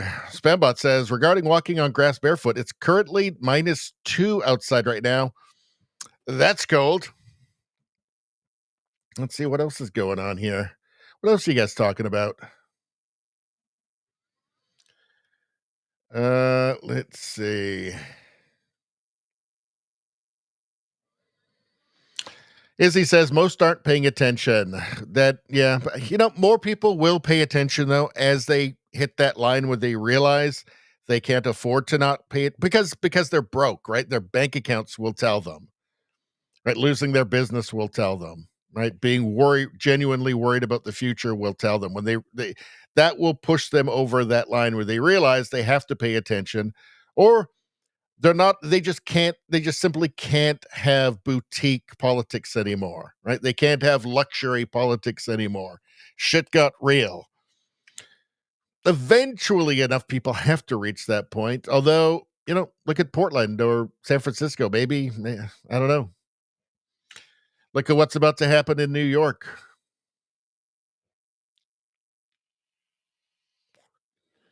Macross says, cyberbullying, such bullshit. Let me educate you on the power button. Or just the block button. Like, you can block people anywhere. Let's see. Although I think it's probably a good idea to, have an age, for it. Like 16, 17, 18 or something. You can't get onto social media. You can't have an account. I don't think that's a bad idea at all, actually. I think that's a good idea.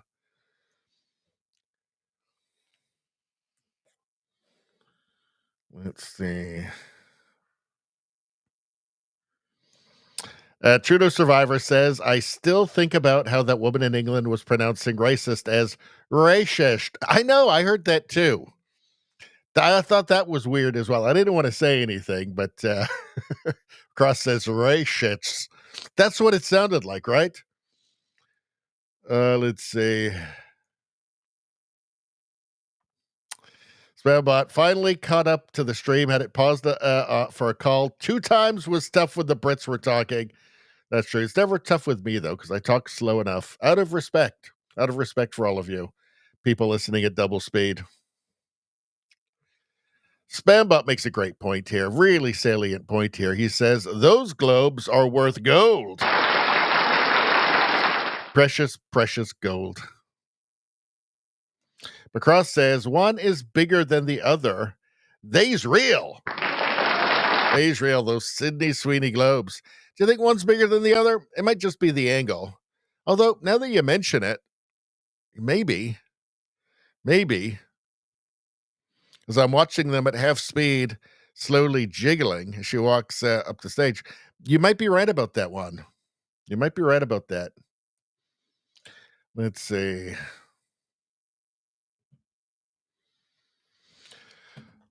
All right. Let's do a couple in this last stab, and then we're going to call it a night, I think, and go for a long premium stream tomorrow. Megyn Kelly debates 3 Democrats over political lawfare. Well, she doesn't mess around. She's very smart, Megyn Kelly, actually. And she does know her stuff. And she's very quick. So let's take a look here. My point is, they're the ones who crossed all of these norms, right? Like, it's amazing. Like the Wall Street Journal, of all places, tweeted out that the Trump administration's indictment of Comey was unprecedented. Oh, really? Unprecedented? In what way? The fact that he has a particular title that hasn't been indicted before? You guys, the left crossed the unprecedented bridge they first. did, but had not Joe, just with Trump, but all of his top aides who actually served prison time. Yeah, but we all everyone at this table criticized. This is the thing with the modern left. There's no principles, and history starts every morning anew. And they don't care. They're happy with that, right? They're happy to pretend that history started today. Every morning, history starts anew. They're very happy with that. Now, if there's something that happened yesterday that they think is politically expedient for them to bring it up, they're happy to do that. But if it doesn't help them, well, it just never happened. Yeah, you guys aren't hypocrites. We were on your show criticizing it for 4 years. The unprecedented dimension here is that the president of the United States publicly, and then deleted it, although he would later restate it, we look weak. We need to go after these people, and we need to punish them. Get after them. They still call them shifty shift. Yeah, I think gotta go after. Even the pretense of an independent judicial branch, like pursuing the law and actually prosecuting people on the basis of the evidence without any sort of partisan favor, even that pretense, I think, is actually important. When you obliterate the pretense and proceed directly to, look, this is how it is. How do you think it wound up in the New York Times in April of 2022? I'm with you. That Joe Biden was pressuring the DOJ to indict Trump. Undoubtedly. How do you think that wound up there? Listen, I would say leaks. Why was that in there? It was problematic. It was criminal. They were trying to justify their actions in various instances. They were going public with their pressure on Merrick Garland. The pretense was eviscerated. Zero dispute. And then what happened with Merrick Garland? He did it. Yeah. So forget it. Zero dispute. You're upset about the pretense being gone. Take it up with Joe Biden. Okay. He crossed all these norms, and not only did they indict Trump twice through his federal special prosecutor, but the feds cooperated with both the New York and the Georgia prosecutions. They were involved in both of them. These guys were determined pretending to put to stay out of it. To put Donald Trump in jail. They didn't care if he spent every last day behind bars, and to bankrupt him, and to humiliate him with the E. Jean Carroll thing. They couldn't have cared less. And not just him, but Roger Stone, who he had the same charges that James Comey did. The FBI showed up at his house at 6 a.m. to arrest him.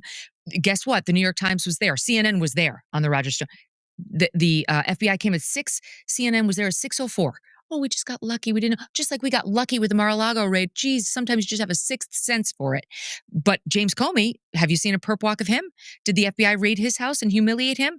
So I mean, he should be thankful that we're not doing to him exactly what they did to Trump and Trump's emissaries. Also, Peter Navarro, also Steve Bannon, who allegedly committed the same crime that Merrick Garland committed, contempt of Congress. But guess who didn't get prosecuted? Guess who didn't sit in jail? Merrick Garland, because he runs the DOJ. I'm sorry, but it's war right now. It's war, not in the ideally firing sense. I mean, we have had our people get shot, but these are policy wars and a war for the soul of the country. And I firmly believe now, and I'm pretty moderate in my politics, that if we don't fight fire with fire, we'll lose. If we don't fight fire with fire, we'll lose. Yeah, I think that seems to be the... I think the sentiment from just kind of from the grassroots, actually, now, not just in the United States, but across the West at this point, because it's clear at this point that the leftist politicians, the progressives, the radical left, the radical progressives do view normal people as enemies, as the enemy. And after, what we all saw after the Charlie Kirk assassination, where it wasn't just fringe radicals, celebrating it. It was doctors, nurses, teachers, professors, legal aides, lawyers, restaurateurs who just felt totally free to go on. They seemed totally unworried about going onto social media and saying like genuinely evil things. Like we're talking like violent revolutionary things, right? Just full on support for political terrorism and political violence and murdering people they disagree with. That has to be reckoned with. You have to realize that now, right? There's just been a new poll that's come out that's saying it's a third of young Democrats are fine with it. We've seen other polls where it's over 50% think that sometimes of Democrats, just all Democrats, think that sometimes it's okay. Like it kind of took away the blinders, didn't it? It removed those blinders, and people went, "Hold on a second, wait a second. These people are actually serious. Like they're way more gone than we thought that they were." What are you guys saying here? Nevada says, when Trump won the first time, she said, "Do you think he can even govern?" Well, yes, she was not a Trump fan back in 2016. But I think like a lot of people, I think it's a combination of seeing him attempt to actually enforce the will of the people who voted for him for a change, which is a real change, right? Like when he got in this time, he immediately shut down the border. No bipartisan border bill, no excuses. He just shut it down using existing law. So it's a combination of that and then just seeing how crazy the left is, how extreme and radical the left has become. And not just like radicals on college campuses, elected officials. Let's see. What else are you guys saying here about this? Hold on. So what are you guys saying? Nevada says, I can't stand Megan. Trudeau's Driver says, Megyn Kelly is smart for a woman. Come on. We're a feminist channel, for God's sake. Stop that. We have very, very smart women on this, following the channel, and especially in the chat. So you can shut it. Let's see. Although the women on this chat are a lot smarter than the usual women, the women on the, that you might be watching CNN. Let's see. McCross says there's a debate they can't beat with facts. Yep. JJ Nevada said she wanted to make a law to force all kids to take the MMR vaccine. Really? I didn't see that. I would not be, obviously I would be completely diametrically opposed to that. McCross says, as much of an ass as she may have been, her voice is not annoying. Nevada says she's really an actress. Well, I think all of these all of these commentators are to a certain extent. She will play any part for money. I don't know. I mean, she's very, very sharp. I could see, she's always been, I guess right of center at least. I don't know. I mean, maybe you're right. I mean, I can't mind read. Maybe you're right. Let's see. Trudeau's Driver says their default factory setting is liberal. I think a lot of people have kind of moved. I think a lot of people's patience with kind of compromise with the left has worn very, very thin, and they're kind of recognizing that they can't be reasonable with unreasonable people, and there's no point. And maybe she's in that place, but I don't know. Maybe you're right. Let's see.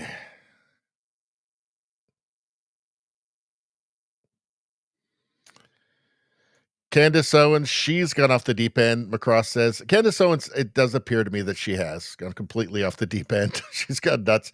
She's just turned into the 6 degrees of Zionism, spot the Jew thing, which, I'm not, I don't do that. All right, let me skip down here. Trudeau Survivor says, Radio Baloney is cyberbullying me. Let that be a lesson to all of you. I would never do that.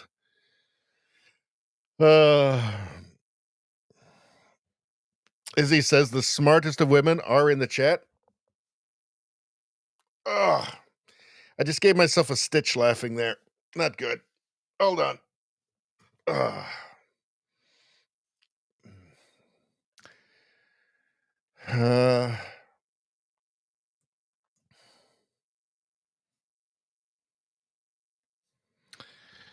February 2015, Kelly went further, saying she supports mandatory vaccinations. That's 2015.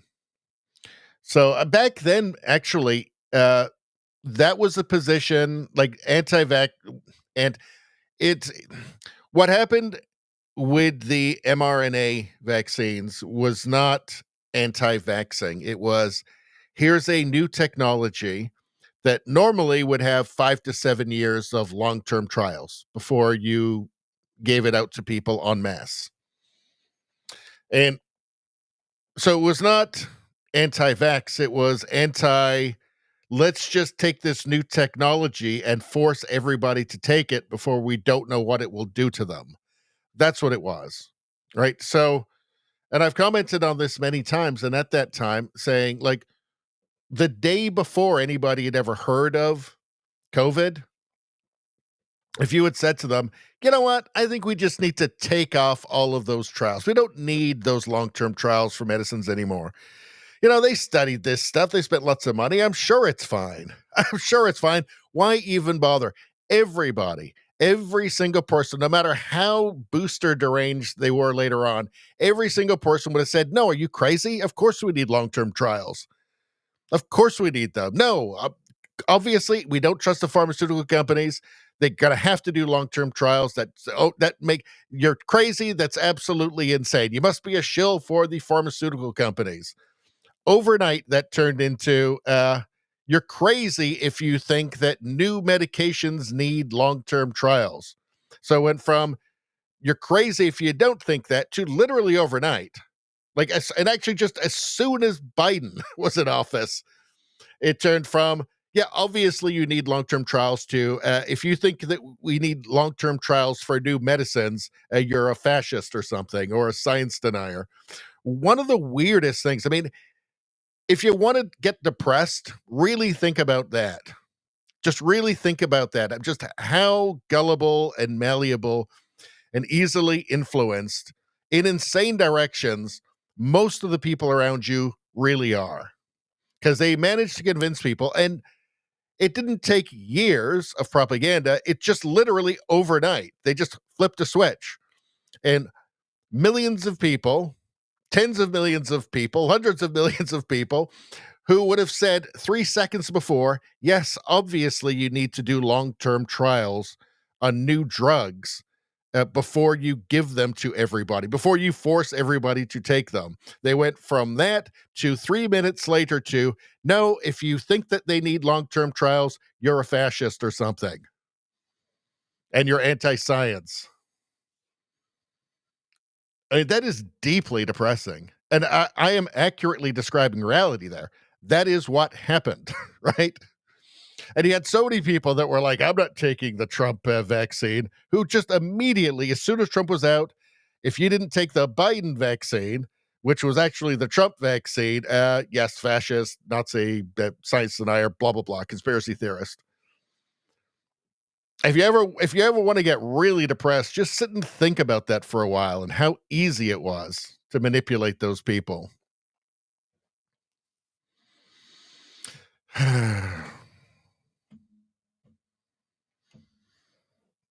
Nevada says Megan took the jabs and is messed up now. Karma's a bitch too.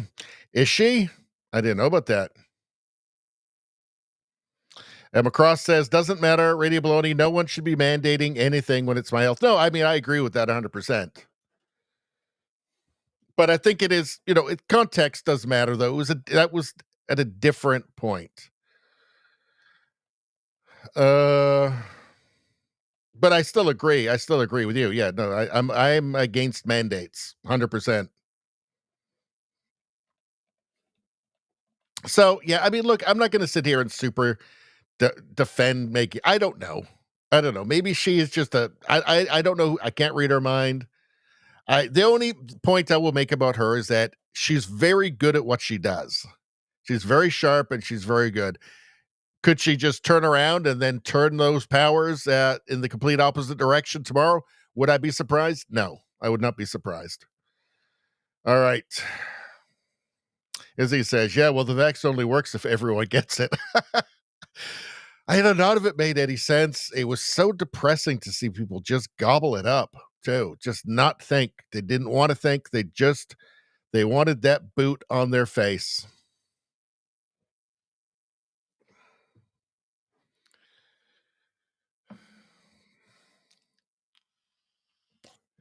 Spambot says, the only vaccine I will mandate is the rabies vaccine if you get bitten by a wild animal.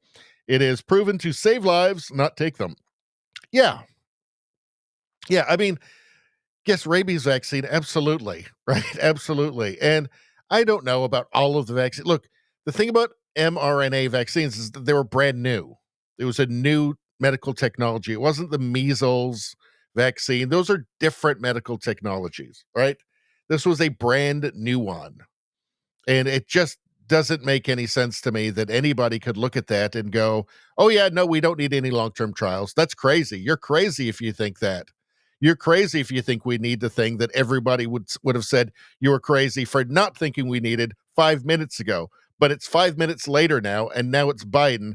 So, yeah, only crazy science deniers think that there should be long-term trials for new medical technologies.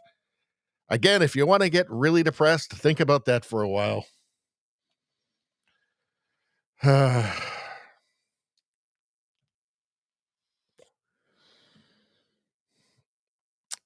Let's see. Macross says, that's why I 2A killed wild animals that tried to attack me.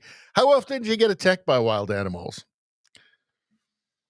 Because, yeah, I mean, I support you in that. If the wild animals are attacking you, put them down.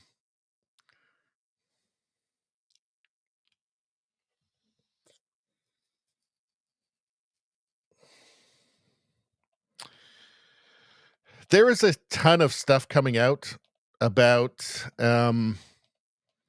what's been happening to people since then. Like Spambot saying mRNA equals untested. The spike protein coding is pure evil genius to wipe out mass parts of the population. There is so much news that I can't deal with everything, but I will check in with that. What's his name? Dr. Campbell from the UK. I will check in with him every now and then, and he just keeps showing these figures of deaths, basically, and of people who had the boosters, and it seems to be the boosters is the real thing. Like that's where the main effects are, with the people that have had the boosters, like multiple boosters. But he keeps showing these graphs, and it's horrifying. Really horrifying. And then, studies from, reputable places. Spambot says turbo cancers is a real thing now. Well, I know somebody who got blood clots in their legs after getting all the boosters. Trudeau Survivor says John Campbell. Yeah, John Campbell. That's who. Sorry. I do watch one of his videos every now and then. But I'm not up on it enough to come on and do a segment on it at this point. Maybe I should get more into it. John Campbell has a recent video on chronic illness in vaccinated children is 50% higher. Yeah. Children never needed it in the first place. They never needed it. It was insane. It was insane. Why would you sacrifice what kind of a society? This is one of the things that disgusted me the most about the society I was living in, where it was just sacrifice the young for the old. This is not, a great society is one where old men plant trees, the shade of which they'll never enjoy. No, this was give this untested drug to children who don't need it to protect old people. Like, I'm not exactly a spring chicken anymore. I mean, I'm not, elderly, but the older you get, they said the more dangerous it was, right? And not for a second did I think, yeah, those children, those 5-year-olds need to get this drug that they haven't done long-term trials on for me because there's a small chance something could get. No. I remember watching that and just thinking, there's a sickness in our society. Something has gone terribly wrong when people will sacrifice children to this, to their vaccine god. Just something very wrong. JDL says thalidomide. Remember? Yep. Not just that. Lobotomies. That was once a respected treatment. McCross says the place they were sending their unvaxxed to camps, Australia. Yep. The vast majority of people who got the jab never needed it, is my opinion. Especially, it wasn't long before almost everybody had caught it. Vast majority of people didn't even know they got COVID. It was so mild for them. It was the average age of death from COVID was older than the average lifespan in Western countries. Right, the average age of death for COVID was like 83 or 84.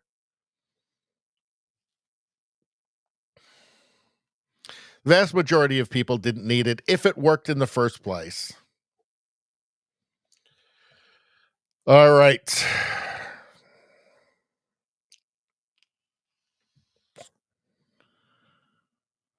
Let's see. Izzy says, apparently turbo cancer isn't a thing. Neither is the blood clots and embalming process. Yep. Yeah, all conspiracy theories, apparently. That's the science trademark. All right. Well, you know what? I think that's it for tonight. Slow jiggle.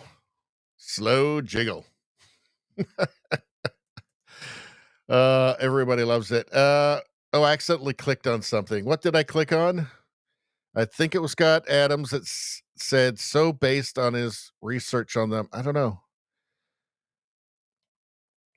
I think it was Scott Adams that said so based on his research on them. So based. I think it was Scott Adams that said so based on his research on them. Oh, I see. So turbo cancers and blood clots in embalming process. Yeah. But don't think he provided his evidence. All right.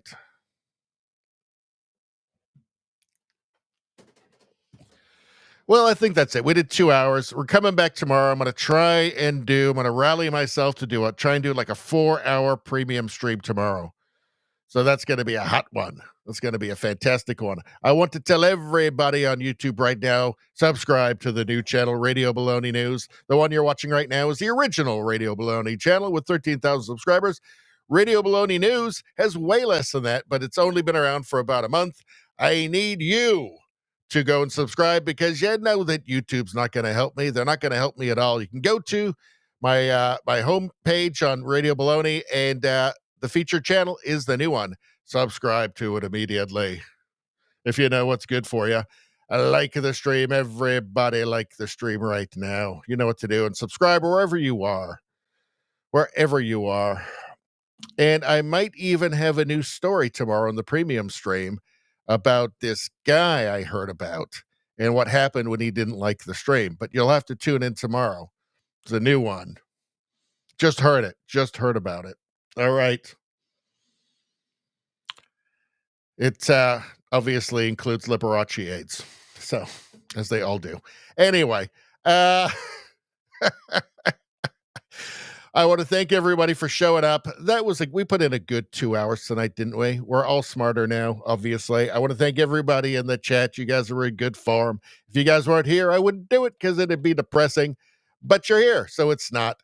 Thanks so much, everyone. I will see you tomorrow, 6 o'clock Pacific time, 9 o'clock Eastern time. It is going to be a premium stream only on Rumble and Locals. So it will not be available on YouTube. So if you're on YouTube, come to Rumble and watch it there and get a channel membership.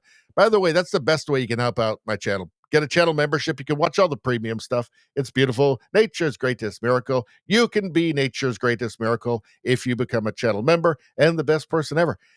Anyway, good night, everyone. We'll see you tomorrow.